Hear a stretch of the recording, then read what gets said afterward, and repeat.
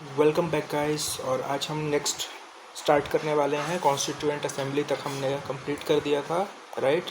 तो अब हम देखने वाले हैं कहाँ से, major sources of Indian constitution. ठीक है, तो लेट्स सी। तो क्या है कि हमारा जो इंडियन कॉन्स्टिट्यूशन है उसमें हमने जो भी अच्छी अच्छी चीज़ें हो सकती थी हर जगह से हमने बोरो की हैं अपने कॉन्स्टिट्यूशन में। ठीक है, तो हमने यूएसएसआर यानी रशिया से हमने क्या चीज़ें बोरो किया हुआ है, लेट्स सी। तो हमने फंडामेंटल ड्यूटीज़ जो है वो रशिया से बोरो की है, प्लानिंग को रशिया से बोरो किया है, social economic and political ideals of justice in preamble जो है वो भी रशिया से लिया गया है। जैपनीज़ कॉन्स्टिट्यूशन से हमने लिया हुआ है प्रोसीजर इस्टेब्लिश्ड बाय लॉ। ठीक है, आर्टिकल 21। अच्छा, प्रोसीजर इस्टेब्लिश्ड बाय लॉ, तो ऐसा ही एक मिलता जुलता टर्म जो है वो क्वेश्चन में आ जाता है और कंफ्यूज हो जाते हैं प्रोसीजर इस्टेब्लिश्ड बाय लॉ और यूके के कॉन्स्टिट्यूशन से लिया हुआ रूल ऑफ लॉ।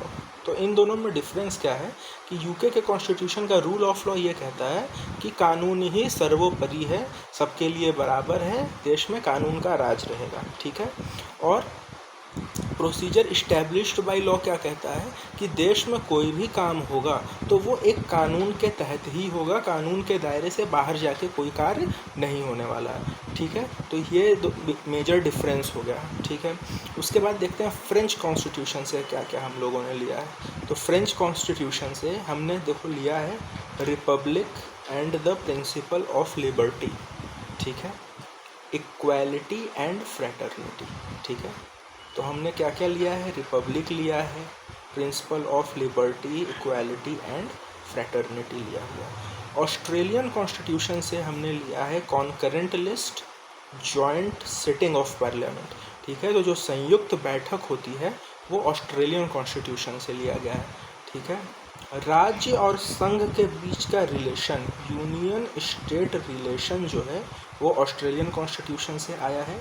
और trade and commerce and freedom of association, ठीक है, ये भी हमारा ऑस्ट्रेलियन कॉन्स्टिट्यूशन से आता है। जर्मनी के कॉन्स्टिट्यूशन से देखो क्या क्या आता है। जर्मनी के कॉन्स्टिट्यूशन से प्रेसिडेंट को ये पावर दी जाती है कि वो इमरजेंसी के समय फंडामेंटल राइट्स को सस्पेंड कर देंगे। ठीक है, ये हमें जर्मनी के कॉन्स्टिट्यूशन से सीखने को मिलता है, हमने सीखा है, अपने कॉन्स्टिट्यूशन में इस चीज़ को लाया। यूके के कॉन्स्टिट्यूशन से देखो, सबसे पहले जो सरकार का जो सिस्टम होगा गवर्नेंस का वो पार्लियामेंट्री सिस्टम होगा। ठीक है, तो parliamentary system of government UK के कॉन्स्टिट्यूशन से लिया गया है। एकल नागरिकता यानी कि सिंगल सिटीजनशिप जो है वो भी हमने यूके के कॉन्स्टिट्यूशन से ली है। लॉ मेकिंग प्रोसेस, ठीक है, लॉ मेकिंग प्रोसेस कि हम कानून को किस तरह बनाएंगे, किसी भी कानून को बनने का जो प्रोसेस है वो हमें यूके की कॉन्स्टिट्यूशन से लिया है। ठीक है, उसके बाद रूल ऑफ लॉ जैसे हो ही गया था, फिर पार्लियामेंट्री प्रिविलेजेस। ठीक है, जैसे पार्लियामेंट में कुछ प्रिविलेज भी मिलते हैं, जैसे वो आपको पता होगा टैक्स वगैरह से शायद एग्जेम्प्ट हो जाते हैं, फिर कार मिलती है, बंगला मिलता है, पेंशन मिलती है, तमाम चीज़ें। ठीक है, कैबिनेट सिस्टम, जो कैबिनेट सिस्टम है वो भी हमारा यूके के कॉन्स्टिट्यूशन से ही लिया गया है। प्रेरोगेटिव रिट्स, ठीक है, तो जो रिट्स है जो सुप्रीम कोर्ट जारी करता है वो भी हमने यूके के कॉन्स्टिट्यूशन से लिया है। बाई कैमरलिज्म, ठीक है, बाई कैमरलिज्म क्या है, द्विसदनात्मक, जैसे वो राज्यसभा और लोकसभा होती है इसी को बाई कैमरलिज्म बोलते हैं। ठीक है, तो बाई कैमरलिज्म को भी हमने यूके की कॉन्स्टिट्यूशन से ही लिया हुआ है। और इक्वालिटी बिफोर लॉ यानी कानून के समक्ष सब कोई बराबर है। ठीक है, उसके बाद अब हम लोग चेक करते हैं, अब हम चेक करेंगे आयरलैंड का कॉन्स्टिट्यूशन। ठीक है, आयरलैंड के कॉन्स्टिट्यूशन से प्रेसिडेंट का इलेक्शन का जो मेथड है, ठीक है, वो हमने आयरलैंड के कॉन्स्टिट्यूशन से बोरो किया है। DPSP that is directive principle of state policy, ये भी हमने आयरलैंड के कॉन्स्टिट्यूशन से बोरो किया है। और राज्यसभा के मेंबर का नॉमिनेशन, ठीक है, ये भी हमने आयरलैंड के कॉन्स्टिट्यूशन से लिया हुआ है। अब हम देखते हैं साउथ अफ्रीकन कॉन्स्टिट्यूशन को। ठीक है। साउथ अफ्रीकन के कॉन्स्टिट्यूशन से हमने क्या लिया है, तो कॉन्स्टिट्यूशनल अमेंडमेंट जो है वो साउथ अफ्रीकन कॉन्स्टिट्यूशन से आता है, और इलेक्शन ऑफ राज्यसभा मेंबर्स जो है वो भी साउथ अफ्रीकन कॉन्स्टिट्यूशन से आता है। तो समझना, राज्यसभा मेंबर का नॉमिनेशन आयरलैंड से लिया गया है, लेकिन राज्यसभा के मेंबर्स का इलेक्शन जो है वो है साउथ अफ्रीकन कॉन्स्टिट्यूशन से लिया गया। दोनों में डिफरेंस ऐसे समझना, जैसे क्या है कि मान लो बनारस से कोई एक सीट है, ठीक है, बनारस में एक सीट है, राज्यसभा की एक सीट है।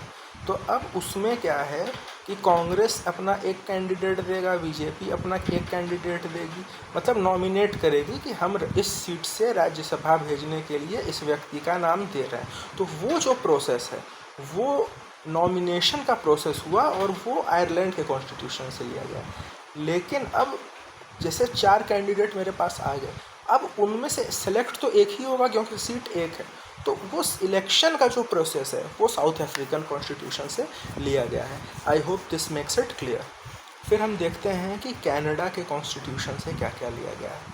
तो पहले एक यूनिटरी सेंटर, ठीक है, ये जो है ये कनाडा के कॉन्स्टिट्यूशन से लिया गया है। उसके बाद residuary powers in the centre, जैसे क्या होता है कि पावर का विभाजन होता है ना सेंटर और स्टेट्स के बीच में, जैसे कि बॉर्डर ऑर्डर जो है, फाइनेंस वगैरह है, ये सब सेंटर देखता है, जो पुलिस है, हेल्थ है, ये स्टेट देखता है। तो अगर कुछ पावर है जिसको मेंशन नहीं किया गया है कि ये किसके पास जाएगा, तो वो रेसिडुअरी पावर्स जो है वो सेंटर के पास रहेगी, ठीक है। फिर कनाडा के ही कॉन्स्टिट्यूशन ने division of power between union और स्टेट को डिफ़ाइन किया है। गवर्नर का अपॉइंटमेंट जो है वो कनाडा के कॉन्स्टिट्यूशन से आता है, और advisory adjudication by the supreme court भी जो है वो कनाडा के कॉन्स्टिट्यूशन से आता है। अच्छा देखो, कनाडा के कॉन्स्टिट्यूशन से अपॉइंटमेंट ऑफ गवर्नर आ गया, लेकिन गवर्नर का जो ऑफिस है वो हमको मिलता है गवर्नमेंट ऑफ इंडिया एक्ट 1935 में, ठीक है। तो अपॉइंटमेंट जो है वो हमको देखने को मिलता है कनाडा के कॉन्स्टिट्यूशन से, ठीक है, लेकिन गवर्नर के ऑफिस का जो प्रावधान है वो गवर्नमेंट ऑफ इंडिया एक्ट 1935 से देखने को मिलता है।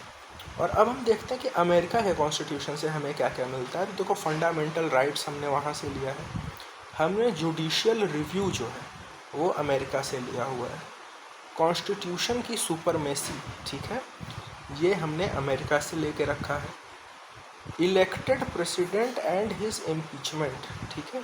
तो प्रेसिडेंट, जो इलेक्टेड प्रेसिडेंट है उसका इम्पीचमेंट जो है वो कहाँ से होगा, वो होगा, मतलब हमने यूएसए के कॉन्स्टिट्यूशन से बोरो किया है।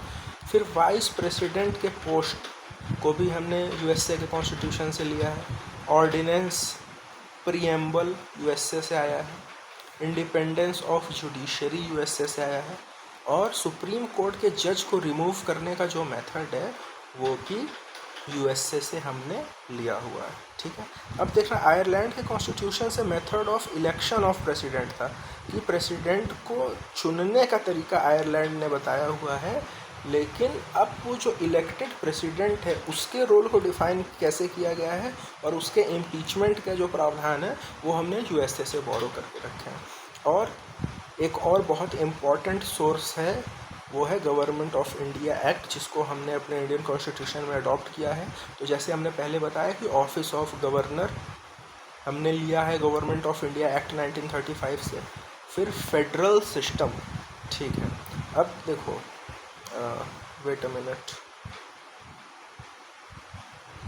वो कहाँ था,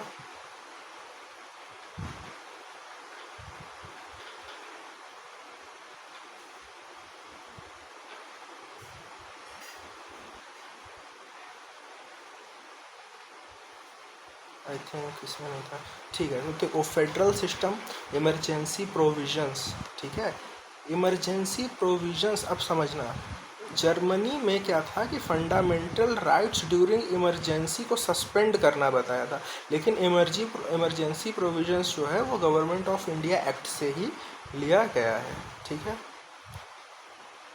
और इसके अलावा और कुछ, हाँ, एडमिनिस्ट्रेटिव डिटेल्स, फिर जुडिशरी जो है, फिर पब्लिक सर्विस कमीशन यानी जो यूपीएससी वगैरह है जो है, या फिर स्टेट पीएससी होते हैं, वो सब गवर्नमेंट ऑफ इंडिया एक्ट 1935 से लिया गया है।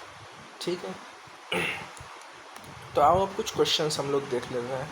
कह रहे हैं कि किस कंट्री से हमने लिया है ideal of justice of the Indian constitution. तो आइडियल ऑफ जस्टिस जो है वो हमने यूएसएसआर से लिया है। ठीक है, India has a parliamentary form of government, तो ये तो जैसे बाई कैमरलिज्म था तो वो ब्रिटेन के ने दिया है। फंडामेंटल राइट्स हमने यूएसए से लिया हुआ है। इंडिपेंडेंस ऑफ जुडिशरी भी यूएसए से लिया गया है। A feature of Indian Constitution that is centrifugal form of federalism where the center is stronger than the state। ठीक है, तो ये कनाडा से लिया गया है जहाँ पे संघ जो है, सेंटर है, वो ज़्यादा स्ट्रॉन्ग होता है स्टेट से। फिर डीपीएसपी आयरलैंड से लिया गया है। रूल ऑफ लॉ जो है वो ब्रिटेन से लिया गया है। पार्लियामेंट्री प्रिविलेजेस जो है वो हमने ब्रिटेन से लिया है। ठीक है, provision of first past the post in Indian Constitution has been adopted from the Britain। ठीक है, first past the post, the institution of the speaker and his role of the Indian Constitution, ये हमने Britain से लिया है। तो Britain से हमने स्पीकर को लिया हुआ है। ठीक है, और उसका इंडियन कॉन्स्टिट्यूशन में रोल जो है ये हमने इंग्लैंड से लेकर रखा है। जो quasi federal form of government है वो हमने कनाडा से लेके रखा है। क्वाजी फेडरल यही है जिसमें थोड़ा सा सेंटर ज़्यादा पावरफुल होता है। ठीक है, फिर PIL that is public interest litigation जो है वो अमेरिका से ही आया था। ठीक है, the concept of constitution first originated in which country, तो ब्रिटेन में सबसे पहले कॉन्स्टिट्यूशन का कॉन्सेप्ट आया था। The idea of introducing liberty, equality and fraternity जो है ये फ्रांस से आया है। और जुडिशियल रिव्यू और इंडिपेंडेंस ऑफ द जुडिशरी जो है वो यूएसए से हमने बोरो किया हुआ है। अब हम देख लेते हैं प्रीएम्बल ऑफ द कॉन्स्टिट्यूशन। जब मैं क्लास 8 में था तो मैंने पूरी प्रीएम्बल रट ली थी, मुझे याद था, मुझे बड़ा मज़ा आता था कि कभी कोई पूछेगा तो मैं सुना दूंगा, लेकिन कभी किसी ने पूछा ही नहीं। कोई बात नहीं। तो we the people of India having solemnly resolved to constitute India into a sovereign socialist secular democratic republic and to secure to all its citizens justice कैसी, social, economic and political, liberty कैसी, liberty of thought, expression, belief, faith and worship, equality कैसी, of status and of opportunity and to promote among them all, और fraternity assuring the dignity of the individual and the unity and integrity of the nation। तो हमारे constituent assembly में 26 नवंबर 1949 को हम लोगों ने adopt, enact और इसे कॉन्स्टिट्यूशन को नेशन को दे दिया है। ठीक है, what is the feature of the constitution that gives it the ability to adapt and evolve with time according to the changing needs to the society, flexibility. Okay, तो देखो जो अमेरिकन कॉन्स्टिट्यूशन था वो पहला रिटन कॉन्स्टिट्यूशन था, जबकि Indian constitution जो है वो लार्जेस्ट रिटन कॉन्स्टिट्यूशन है। मतलब हमारा कॉन्स्टिट्यूशन जो है वो बहुत बड़ा कॉन्स्टिट्यूशन है, बहुत ज़्यादा चीज़ें उसमें लिखी गई हैं, दी गई हैं। लेकिन अगर पहली बार किसी कॉन्स्टिट्यूशन को लिखा गया था तो वो अमेरिकन कॉन्स्टिट्यूशन था। उसी तरह which word in the preamble of the Indian constitution ensures the dignity of a person. ठीक है, तो fraternity. The world socialism, secular and integrity were inserted through. ठीक है, तो देखो जो यहाँ पे कहाँ गया बॉस, हाँ, सोशलिस्ट, सेक्युलर और एक और वर्ड था integrity. Where is the integrity man?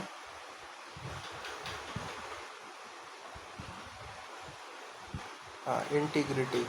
ठीक है, तो ये तीनों वर्ड्स जो हैं वो वास्तविक कॉन्स्टिट्यूशन के प्रीएम्बल में नहीं थे, इनको ऐड किया गया है संविधान में संशोधन करके।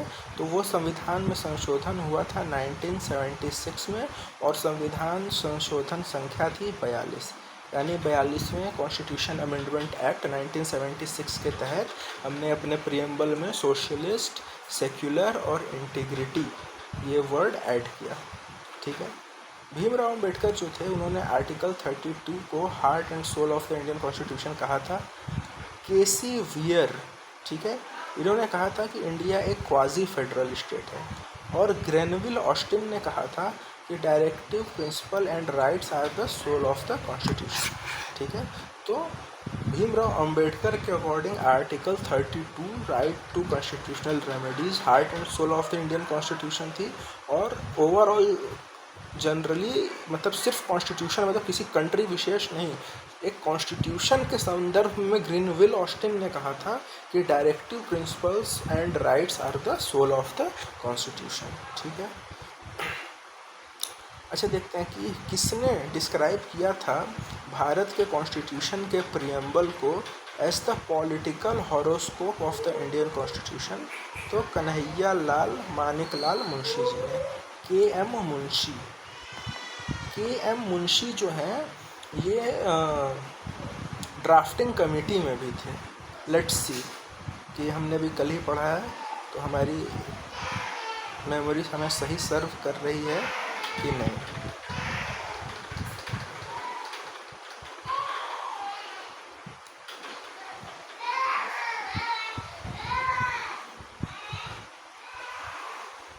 के एम मुंशी तो वैसे यहाँ पे हैं ही, खैर हाँ, members of the drafting committee यहाँ पे है और इसमें चौथे नंबर पे के एम मुंशी थे। इन्होंने प्रियम्बल के बारे में क्या कहा था? कहा था कि प्रियम्बल जो है वो एक पॉलिटिकल हॉरोस्कोप है इंडियन कॉन्स्टिट्यूशन का। ठीक है। उसके बाद आता है Indian constitution parts and related articles. ठीक है, तो समझते हैं। तो हमको पता है कि जो हमारा कॉन्स्टिट्यूशन है वो टोटल 22 पार्ट में विभाजित है। ठीक है, 22 पार्ट हैं और 395 आर्टिकल्स हैं, राइट। तो अभी विस्तार में भी देखा जाएगा, लेकिन अगर रफली देखा जाए तो जो part 1 of the Indian constitution है वो किसके बारे में है? Union and it's territory. ठीक है, तो मतलब कि जो संघ और उसके बाउंड्रीज जो हैं उसके बारे में बताया गया है पार्ट 1 में। और इस पार्ट 1 में 4 आर्टिकल हैं, 1 से लेकर 4 तक। ठीक है, तो अब हमने देश को डिफ़ाइन कर दिया, तो अब देश में रहने वाले लोगों को डिफ़ाइन करना होगा। इस वजह से पार्ट 2 में हमने सिटीज़नशिप को डिफ़ाइन किया हुआ है और 5 से लेकर 11 आर्टिकल जो हैं वो सिटीज़नशिप को बताते हैं। ठीक, अब उन सिटीज़न्स का कुछ फंडामेंटल राइट्स होगा। ठीक है, तो उन फंडामेंटल राइट्स को पार्ट 3 में बताया गया है और 12 से 35 आर्टिकल्स जो संख्या है ये फंडामेंटल राइट्स को बताते हैं। ठीक है, उसके बाद जो पार्ट 4 है, पार्ट 4 बेसिकली 2 पार्ट में, एक है सिर्फ पार्ट 4 और एक है पार्ट 4A।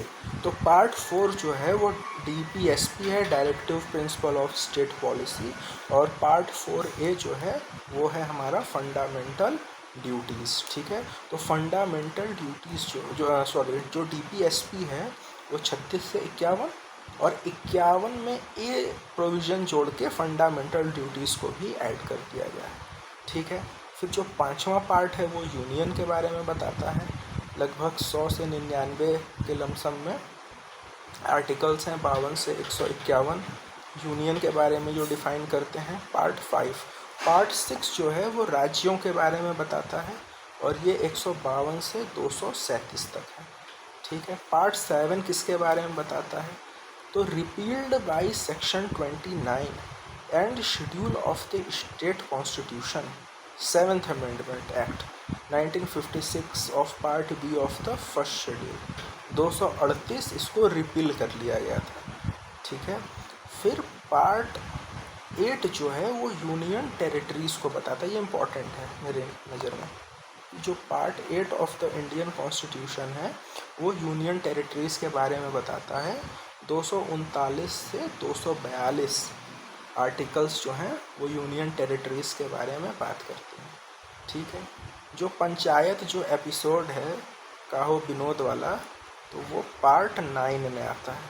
ठीक है, पार्ट 9 जो है वो पंचायत से रिलेट करता है।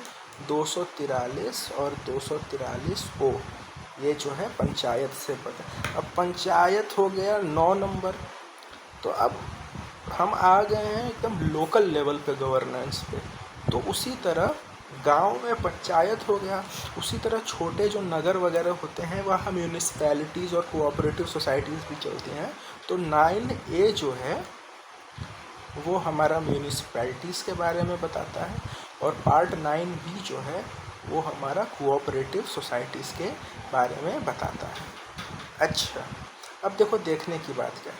जो पंचायत था वो 243 था।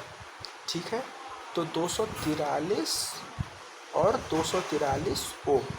ठीक, म्यूनिसिपैलिटी जो है ओ के बाद पी आता है, तो 243 पी से लेके 243 ZG तक। ठीक है, और जो कोऑपरेटिव सोसाइटीज़ है वो 243 ZH से 243 ZT तक। ठीक है, ओके। फिर शेड्यूल्ड एरिया और ट्राइबल एरियाज़ को पार्ट 10 में डिस्कस किया गया है। ठीक है, 244 और 244A में। यूनियन और स्टेट के बीच में जो रिलेशन है वो पार्ट 11 में डिफाइन किया गया है, 245 से 263 आर्टिकल्स। फिर finance, property, contracts and suits जो हैं वो पार्ट 12 में डिफाइंड है। Trade, commerce and intercourse with in the territory of India. ठीक है, कि अगर आपको ट्रेड करना है, कॉमर्स करना है भारत के टेरिटरी के अंदर, तो वो पार्ट 13 डिफाइन करता है, और 301 से 307 आर्टिकल्स इसके बारे में हमें डिटेल प्रोवाइड करते हैं। पार्ट 14 जो है वो बताता है कि यूनियन और स्टेट के अंडर में कौन कौन सी सर्विसेज दी जाएंगी। ठीक है, तो 308 से 323 ये प्रावधान हो गए। फिर ट्रिब्यूनल्स 323A और 323B ट्रिब्यूनल्स के बारे में हो गया। इलेक्शन जो इम्पोर्टेंट है वो है मेरा 15th। ठीक है, 324 से 329A जो है वो इलेक्शंस के बारे में बात करता है। उसी तरह 16वां क्या है, special provisions related to certain classes. 17 जो है वो बताता है ऑफिशियल लैंग्वेज के बारे में, 343 से 351A। ठीक है, 18 जो है वो इमरजेंसी प्रोविजंस के बारे में बात करता है, 352 से 360 तक। मिसलिनियस जो है वो 19। ठीक है, अमेंडमेंट ऑफ द कॉन्स्टिट्यूशन 20 यो 368। आर्टिकल 368 जो है वो अमेंडमेंट से रिलेटेड है। Temporary, transitional and special provisions ये हो गए। और जो आखिरी 22वां था वो short title, commencement, authoritative text in Hindi and repeals. ठीक है, तो किस इंडियन कॉन्स्टिट्यूशन के किस हिस्से को मैग्ना कार्टा बोला जाता है। ठीक है, तो पार्ट 3 को, पार्ट 3 क्या था, फंडामेंटल राइट्स था। ठीक है, इसी को हमने मैग्ना कार्टा कहा गया है। In which part of the Indian Constitution there is provision for the Union Public Service Commission।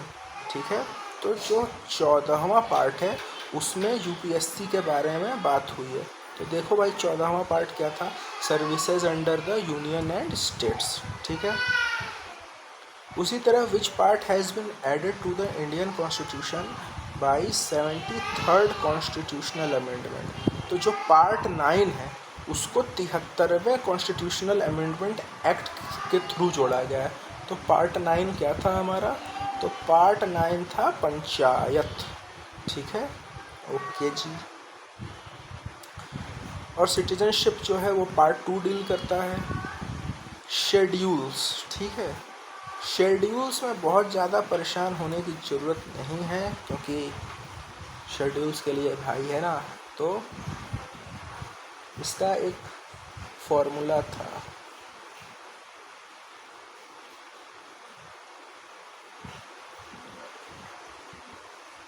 Tears of old EM, ठीक है। तो जो ये 1 2 3 4 5 6 7 8 9 10 11 12, ठीक है, तो ये 12 हैं। तो जो फर्स्ट शेड्यूल है वो टीयर्स मतलब टेरिटरीज़ के बारे में बात हो रही है। जो सेकंड शेड्यूल है वो एमोल्यूमेंट्स यानी कि सैलरी अलाउंस और पेंशन किसकी, प्रेसिडेंट, गवर्नर, स्पीकर, बेसिकली जितने भी वो सब होते हैं। फिर थर्ड वन इज़ ए, तो ए इज़ अफर्मेशन, तो ओथ और अफर्मेशन, ठीक है, जो शपथ वगैरह लेते हैं। फोर्थ पे क्या है मेरा, आर है, तो आर क्या हो गया, allocation of seats in Rajya Sabha for states and union territories. फिर क्या है मेरा, एस आता है, तो एस क्या है कि administration and control of scheduled areas and scheduled tribes, S for scheduled areas and scheduled tribes. फिर आता है ओ, तो O is for tribal areas, ये भी ट्राइबल एरियाज़ के लिए ही है, लेकिन किन ट्राइबल एरियाज़ के लिए, असम, मेघालय, त्रिपुरा और मिज़ोरम के लिए। सेवन्थ शेड्यूल जो है वो एफ़, ठीक है, तो एफ़ इस क्या हो गया मेरा, लैंग्वेज, नहीं सॉरी, एफ़ जो है वो मेरा वो लिस्ट जो था तुम्हारा यूनियन स्टेट और कॉन्करेंट लिस्ट, वो हो गया। फिर जो 8th शेड्यूल है वो मेरा लैंग्वेज है, ठीक है। फिर क्या आता है 9th शेड्यूल एल, तो एल क्या है, लैंड रिफॉर्म, ठीक है, एक्विजिशन ऑफ प्रॉपर्टी वगैरह। 10th schedule D for anti defecation law, ठीक है। 11th शेड्यूल क्या है, पी फॉर पंचायत, और एम क्या है 12th वाला, वो है मेरा म्यूनिसपैलिटीज से। तो 11th शेड्यूल जो है वो 73वें कॉन्स्टिट्यूशनल अमेंडमेंट से जोड़ा गया है, ठीक है, जिसमें कि 29 सब्जेक्ट्स आते हैं, और जो 74वां कॉन्स्टिट्यूशनल अमेंडमेंट है उसमें 18 सब्जेक्ट्स आते हैं, ठीक है। तो अभी तो हमने देखा कि टोटल 12 शेड्यूल्स हैं, ठीक है, लेकिन इनिशियली जो है इंडियन कॉन्स्टिट्यूशन में सिर्फ 8 शेड्यूल्स थे, ठीक है। अब देखो इसमें क्या था कि जो यूनियन लिस्ट थी उसमें ओरिजिनली 97 सब्जेक्ट थे, और अभी 100 सब्जेक्ट हैं, यानी +3 का एडिशन हो गया यूनियन लिस्ट में। स्टेट लिस्ट में 66 सब्जेक्ट थे, ठीक है, लेकिन अभी 61 सब्जेक्ट हैं, यानी स्टेट लिस्ट में 5 को घटा दिया गया है, और कॉन्करेंट लिस्ट में 47 सब्जेक्ट थे और अभी 52 सब्जेक्ट हैं, यानी +5 इसमें कर दिया गया है, ठीक है। फिर उसके बाद देखते हैं कि under article 244 provision has been made for the administration of scheduled area and tribal areas. तो जो हम लोग शेड्यूल्ड एरिया और ट्राइबल एरियाज़ में जो एडमिनिस्ट्रेशन देखते हैं उसके प्रोविज़न्स कहाँ से आते हैं, तो आर्टिकल 244 से आते हैं, ठीक है। Which schedule of the Indian constitution contains provision related to union list, तो 7th शेड्यूल। किस शेड्यूल में allocation of seats to the state and union territories in the Rajya Sabha, 4th, right. 10th schedule में क्या है, जो 10th शेड्यूल है वो Indian constitution में किस कॉन्स्टिट्यूशनल अमेंडमेंट के थ्रू जोड़ा गया था, तो 52वां कॉन्स्टिट्यूशनल अमेंडमेंट एक्ट 1985 के थ्रू। 10th ये वाला एंटी डेफिकेशन लॉ, तो एंटी डेफिकेशन लॉ जो है वो 52nd अमेंडमेंट के थ्रू जोड़ा गया था 1985 में। कितने शेड्यूल हैं इस समय, 12 शेड्यूल हैं, और ठीक है, ये सब क्वेश्चंस देखा जा सकता है। अब देखो जो 8th शेड्यूल में लैंग्वेजेस की बात की गई है, तो वो कौन कौन से लैंग्वेजेस हैं देखा जा सकता है। देखो पहली बात तो कुछ तो एकदम ईजी हैं, जैसे राज का असम का तो होगा ही, बंगाल का होगा, गुजरात का होगा, Hindi we all know, Kannada होगा, कश्मीरी होगा, ठीक है। उसके बाद देखो केरला का मलयालम होगा, तमिलनाडु का तमिल होगा, ठीक है, संस्कृत ऐसे ही मान लो प्राचीन भाषा है तो संस्कृत तो होना ही है, पंजाब का पंजाबी होगा, उड़ीसा का उड़िया होगा, नेपाल का नेपाली होगा, लेकिन उसको लास्ट में ऐड करते हैं, महाराष्ट्र का मराठी होगा, मणिपुर का मणिपुरी होगा, फिर उसके बाद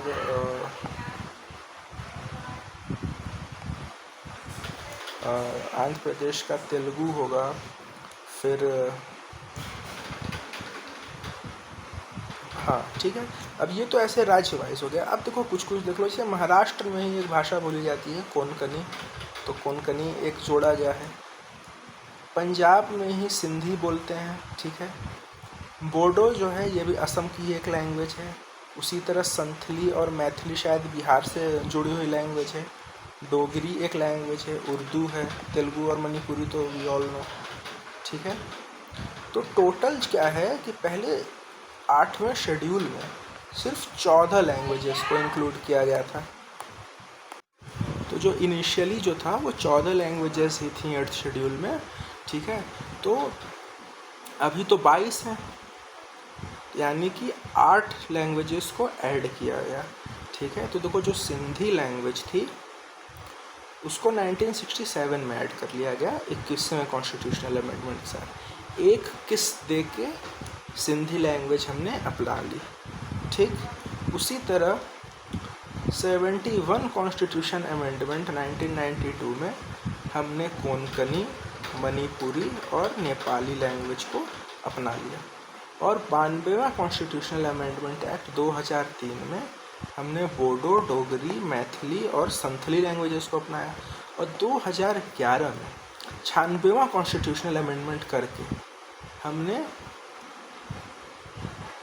ओडिया वर्ड डाल दिया, ओडिया को रिप्लेस करते हुए, ठीक है। तो कितने हो गए देखो, 1 2 3 4 5 6 7 8 लैंग्वेजेस को हमने एक्सेप्ट कर लिया, ठीक है। बोडो, डोगरी, मैथिली, संथली ये सब का 92nd अमेंडमेंट के थ्रू शामिल कर लिए गए थे, राइट। अब इसके बाद जो है वो आर्टिकल्स थोड़ा विस्तार में है, ठीक है। तो इसको भी हम लोग देखेंगे, लेकिन इसके लिए एक अलग से वीडियो बना लेंगे। तो I hope we guys enjoyed it together. Have a good day.